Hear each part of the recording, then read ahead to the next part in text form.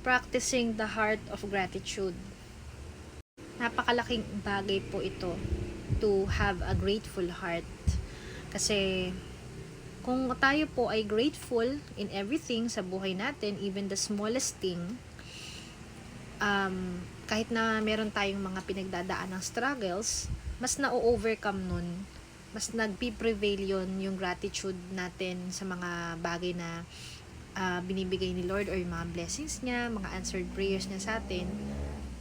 Nada-divert yung ating focus to really trust God, diba, in spite of our situation.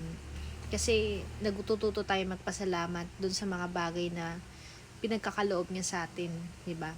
Hindi tayo nagfo-focus dun sa bagay na wala, dun sa mga hindi niya binibigay, dun sa hirap ng sitwasyon natin. At the same time, na-encourage din tayo na yung ating heart ay maging strong, mas maging strong yung faith natin and yung ating foundation sa relationship natin kay God. So, ito po yung aking isi-share na devotion ngayong araw na to. Psalm 105 verse 1. Give thanks to the Lord and proclaim His greatness. Si David po ang nagsulat niyan. So, dito, sinasabi po niya na the psalmist calls God's people to do 3 important things.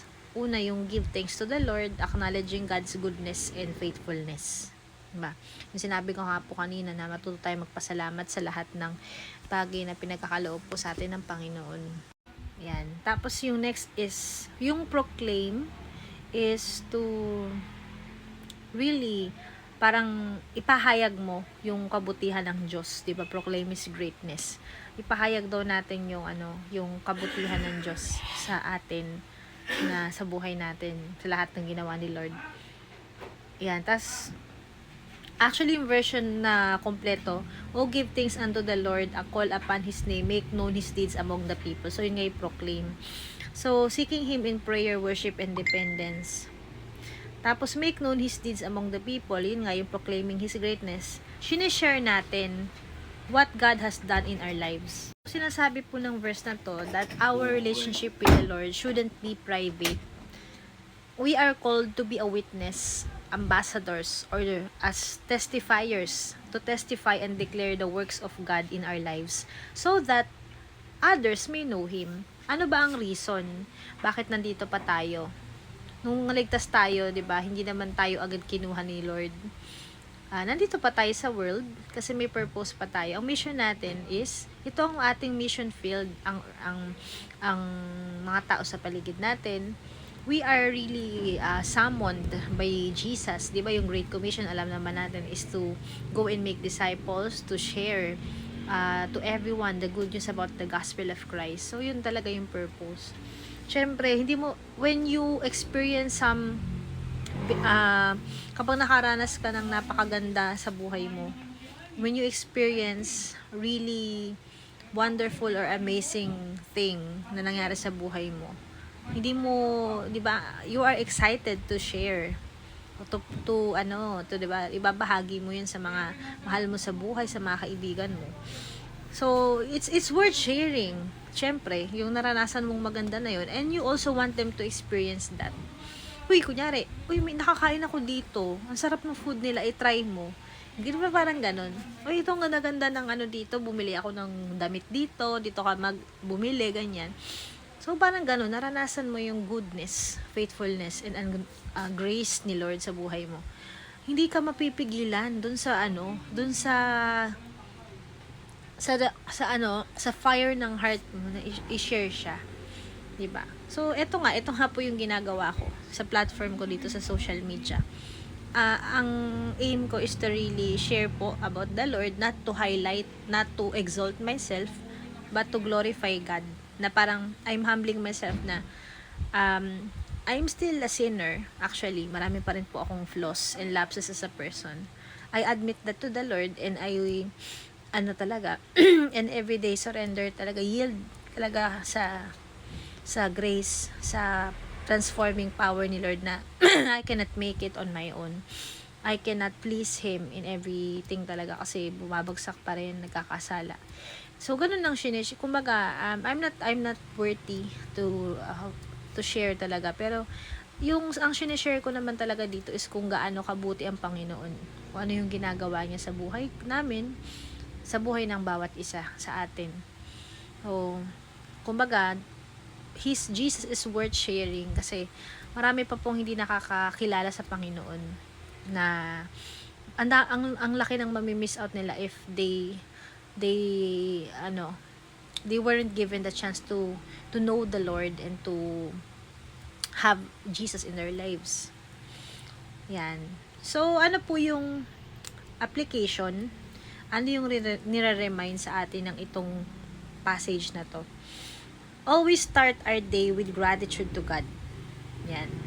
Syempre, lagi nating simulan yung araw natin ng panalangin. Ako, minsan naglalaps ako dyan kasi, kunyari may pasok yung aming anak sa school. Pagising ko, minsan, antok na antok ka pa. Parang pupungas-pungas ako, hindi ako makapag-pray ng maayos. Minsan sabihin ko lang, Lord, salamat po sa araw na to. Thank you, nagising pa ako, ganyan. Tapos, bachi na ako.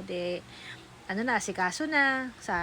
Buti nga dyan yung husband ko ngayon, natutulungan ako sa pag-prepare ng breakfast. Tapos, pag-prepare kay Yuan, papuntang school. Pero actually, it matters to the Lord.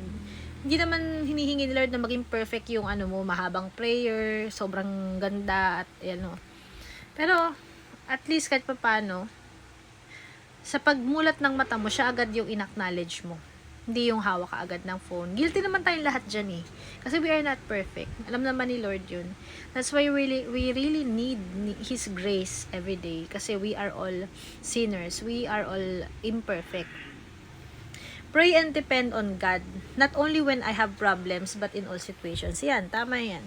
Kasi some of us, naalala lang si Lord kapag may pinagdadaan ng mabigat, kapag may problema na hindi nila kayang solusyonan.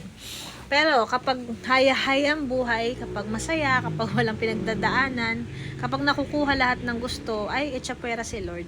Ganon. And yun nga, hindi dapat ganon. So, kailangan isik natin si Lord whether in good times or in bad times. Talagang make Him the involved in our lives talaga. And last is share God's goodness with others through testimonies, encouragement, or even simple conversations about faith. Kasi when we speak about God, about what He has done in our lives, it strengthens other people's faith din and brings glory to God. Na-realize ko, yung mga pinagdaanan pala natin sa buhay natin na hindi maganda, na yes, part of that is consequences din natin kasi may mga wrong decisions, wrong choices tayong ginawa. But 'di ba, alam naman natin yung Romans 8:28 na God makes all things work together for good.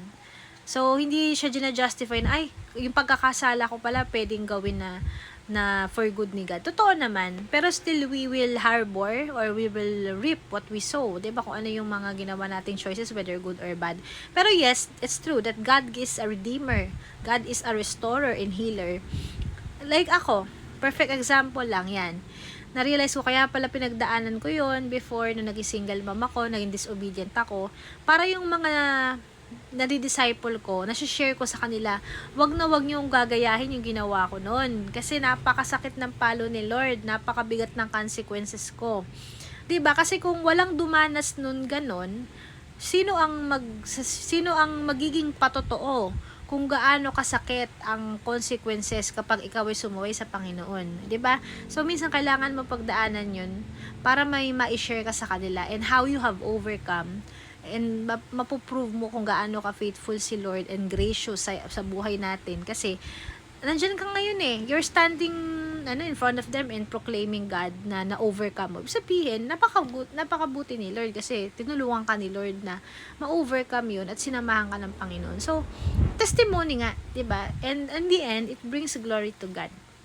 So, ayan. Sana po ay yun po ang ating goal ngayon, na our lives be really devoted to gratitude and sharing God's goodness in our lives, and doon tayo mag-focus sa mga bagay na binibigay ng Panginoon sa atin, yung kabutihan niya, nakatapatan niya sa buhay natin.